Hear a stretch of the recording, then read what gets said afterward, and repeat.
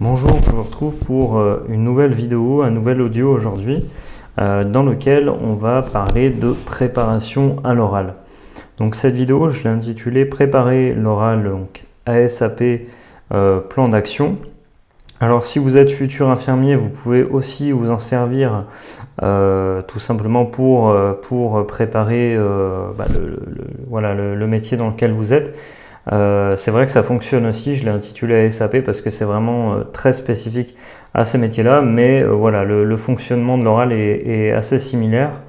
Si vous avez jamais été infirmier, par exemple, vous sortez de bac pro, vous dites voilà, je voudrais devenir infirmier, le déroulement du plan d'action de l'oral est quasi le même, on va dire, hormis si vous avez été par exemple aide-soignant avant ou voilà, dans un métier spécifique, et là le jury risque forcément de vous poser beaucoup plus de questions, notamment pour les gens qui passent en interne. Donc voilà, c'est vraiment ici, cette vidéo, elle s'adresse principalement aux ASAP qui rentrent dans les métiers paramédicaux en formation pour la première fois, et même chose pour les infirmiers. Alors l'oral, ce qu'il faut savoir, alors j'ai pas le chiffre exact en tête, normalement déjà ce qui est sûr c'est que ça dure 10 minutes, voilà, pour finir là-dessus, ça dure 10 minutes, une dizaine de minutes, les questions durent 5 minutes, il y a quelqu'un qui me posait la question, ça durait 15 ou 20 minutes, je lui dis bon, en gros ça doit être au niveau de la durée, moi à mon époque, entre guillemets, pas si lointaine, c'était ça, donc voilà, je pense pas que c'est fondamentalement beaucoup changé aujourd'hui. Après, ce que je peux vous dire au niveau de l'oral, c'est qu'il n'y a plus la thématique sanitaire et sociale qui a été demandée, vous savez, développer un sujet, etc. Ça, on ne vous le demande plus, mais il y a un petit truc qu'on va vous demander. Ça, c'est, vous voyez, j'apprends aussi des gens parfois que j'accompagne et qui m'explique que parfois il y a des petits changements du jury justement qui lui a décidé d'intégrer certains éléments. Alors comme je disais avant, pas grand chose, hein, ça révolutionne pas l'ensemble, mais voilà, c'est quand même important évidemment d'y être préparé. Donc restez bien avec moi tout au long de cette vidéo parce que on va l'évoquer par la suite. Donc là on y va, donc c'est parti, plan d'action, donc numéro 1. Je vais essayer de faire le plus concis possible parce que vous savez que j'ai tendance des fois à m'égarer un petit peu. Parlez de vous, de votre métier actuel, de votre expérience quand vous arrivez devant le jury. Alors je ne vais pas refaire le truc de topo, vous rentrez dans la salle, vous dites bonjour, etc. Ça me semble être la moindre des choses. La tenue pareil, on en a parlé avant, il me semble dans certaines vidéos. Donc voilà, on évite le jogging, tenue négligée. Ou sale ou peu importe, mais voilà, et on évite aussi à l'inverse le costume 3 pièces et la robe de soirée. Voilà, il y a un juste milieu à trouver, une tenue soignée, propre, qui est un minimum élégante et qui fera très bien l'affaire pour rentrer en formation paramédicale. Donc quand vous commencez, le but ça va être de dérouler le fil de votre pensée. Vous allez commencer par parler de ce que vous faites actuellement, dire qui vous êtes, voilà, bonjour, je m'appelle, voilà, etc. Je vais pas abréger, je vais pas refaire tout le truc, mais du coup, vous allez vous présenter, parler du métier ou la situation, peu importe dans laquelle vous êtes en ce moment. Si vous avez des expériences professionnelles déjà dans le domaine sanitaire et social, c'est bien d'en parler et de montrer que c'est ce qui vous a amené à envisager à vouloir devenir aide-soignante, à vouloir entrer en formation.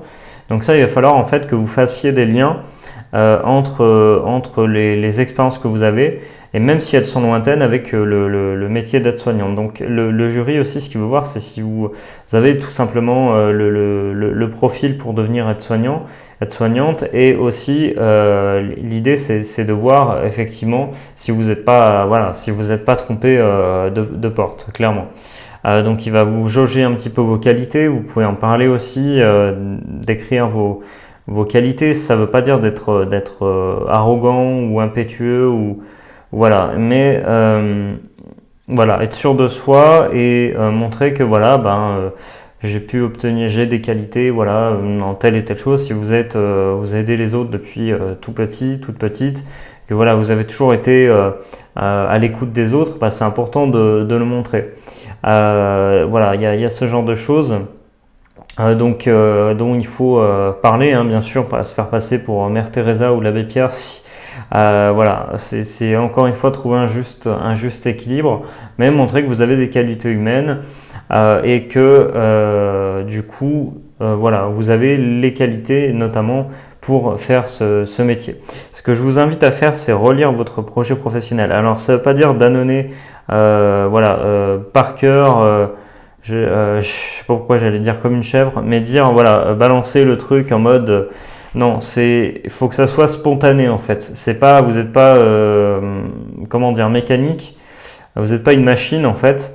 Parce que là, j'ai quelqu'un que j'ai accompagné récemment et qui en fait prenait des notes, mais j'avais l'impression que j'essayais de lui dire en fait. Quand on travaillait ensemble, je l'accompagnais en lui disant en fait le but c'est pas que vous preniez comment dire, c'est pas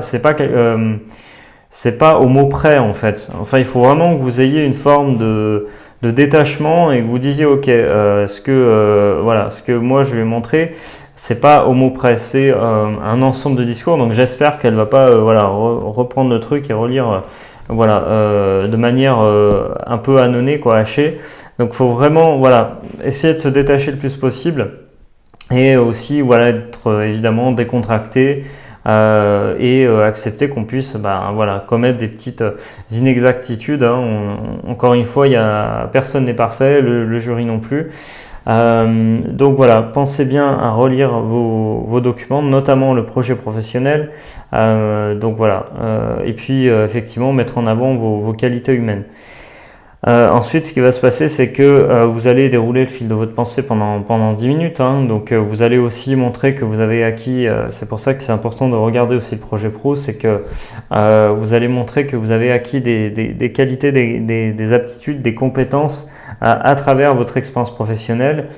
Et même si c'est des métiers lointains, il faut absolument que vous fassiez ce lien entre ce que vous avez fait et le métier d'aide-soignant.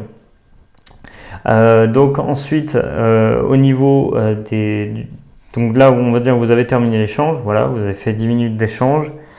Normalement, le jury, c'est très rare qu'il vous interrompe avant. Dans la plupart des écoles, je pense que ça sera comme ça, c'est-à-dire comme c'était le cas pour moi. À l'époque, c'est il y a du coup votre prise de parole et ensuite le jury qui vous laisse parler. Donc du coup, au niveau des questions-réponses, comment ça se passe? Alors là, j'avais déjà fait une vidéo il y a longtemps sur les questions-réponses. Je crois qu'on les a évoquées dans les vidéos précédentes. Donc ça c'est des choses aussi que j'évoque donc dans la prépa que je propose, et notamment une prépa orale, hein, une préparation, alors soit avec moi directement en coaching, soit du coup en ligne aussi. Si vous êtes un petit peu timide, que vous n'êtes pas très à l'aise, je propose du coup les liens en dessous. Donc du coup vous avez tout ça en dessous de la vidéo. Au passage, je le dis jamais, pensez à vous abonner, à liker la vidéo. Bref, donc on revient à nos moutons. Du coup, au niveau des questions-réponses, on va pas toutes les faire ici, mais on va en faire deux. Puisque c'est suite aussi à l'accompagnement que j'ai fait avec une personne là, récemment, et du coup ça m'a un petit peu alerté, ou en tout cas tilté, où je me suis dit ça serait intéressant d'en reparler. Là par exemple on a les questions-réponses, on a du coup quels sont vos points forts et vos points faibles. Ça c'est une question plutôt que le jury peut vous poser. Donc dans ce cas-là, il ne faut pas paniquer. Il faut essayer de répondre tout simplement du mieux possible. Donc par exemple, je sais pas, vous avez des points forts, ça peut être l'organisation. Vous êtes quelqu'un d'organisé, vous êtes quelqu'un de rigoureuse. Vous êtes quelqu'un sur qui on peut compter. C'est pas je parle en connaissance de cause, c'est pas je suis en train de m'occuper de telle personne, ou je suis en train de faire telle chose. Moi, il y a longtemps, pour expérience, j'étais à SH et puis une personne me dit je reviens, je vais accompagner telle personne, puis en fait elle était en train de fumer, voilà. Donc ce que je veux dire, c'est que par là, c'est que est-ce qu'on peut réellement compter sur vous? Est-ce que vous êtes intègre? Donc ça peut être des points forts. Après, dans vos points faibles, n'allez pas vous, par exemple, dire que un ermite, enfin dans le sens où vous pouvez pas travailler en équipe, où c'est pas possible pour vous. Surtout pas dire, comment dire, pas trop accentuer le truc, mais dire par exemple, je sais par exemple que j'ai tendance à être émotive et que du coup cette émotivité peut faire que si un collègue me fait une réflexion, si quelqu'un, voilà, une personne est agressive avec moi, un résident, je sais pas, par exemple en maison de retraite, bah, ça peut m'affecter. Donc je sais que c'est un point faible pour moi, mais voilà, je veux le travailler et je sais que j'y arriverai au fur et à mesure de mes années, de mes stages et de mes années d'expérience. Voilà, c'est nuancer un petit peu, pas dire tout de suite que voilà, vous avez des défauts incompatibles avec la profession, mais vraiment faire quelque chose, comment dire, vous montrer que vous êtes prête à améliorer vos points que vous considérez comme faibles. Qu'est-ce qu'on a à dire d'autre? Donc là, j'ai parlé voilà. Ah si, un truc très important aussi, ça c'est aussi quelque chose de nouveau qui est apparu, c'est que le jury peut vous mettre en situation. Donc, c'est pas toutes les écoles qui le font, mais on sait jamais. Donc, répondre à une situation posée par le jury. C'est-à-dire, en fait, on va prendre un exemple concret.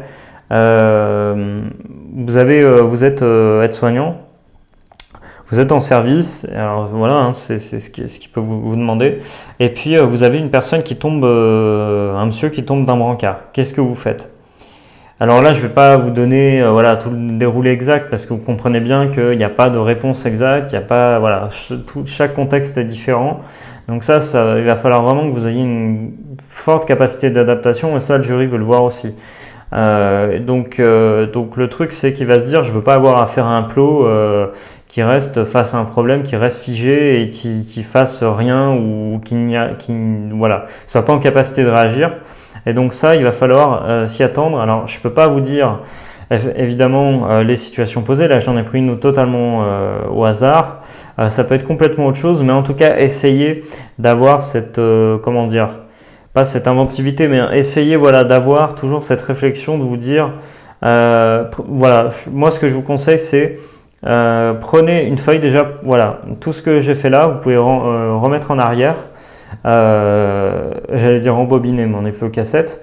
Et du coup, vous pouvez écrire, ce que je vous conseille, c'est d'écrire tout ce que je vous ai dit là et surtout écrire toutes les situations qui pourraient être posées par le jury, même si ça vous paraît un peu pas farfelu, mais voilà, un peu bizarre, ou dire mais non, c'est pas possible, hein, ce genre de truc, on sait jamais. Dans le domaine médical, il peut arriver des trucs vraiment parfois assez inattendus. Donc voilà, il faut mieux prévoir et écrire sur une feuille et voilà, vous préparer à anticiper ces scénarios-là. Et puis ce que je voulais vous dire pour finir cet audio, cette vidéo, c'est que à mon sens, un échange réussi avec le jury, c'est un oral réussi. Même si vous n'aurez pas forcément 19 ou 20 sur 20 à toutes les écoles, parce que voilà, il y a des variantes, il y a d'autres gens déjà qui sont là, il y a plein de facteurs, hein, de paramètres qu'on ne maîtrise pas forcément. Mais en tout cas, si vous avez un échange réussi, bien c'est un oral réussi et ça veut dire que vous aurez fait de votre mieux. Voilà, bah écoutez, j'espère que cette vidéo vous aura aidé, aura été instructive pour tout simplement préparer votre oral. Le but, c'était qu'elle soit en complément des autres. Voilà, je vous remercie d'avoir écouté cette vidéo. N'hésitez pas à vous abonner, à liker cette vidéo et je vous dis à bientôt. Salut!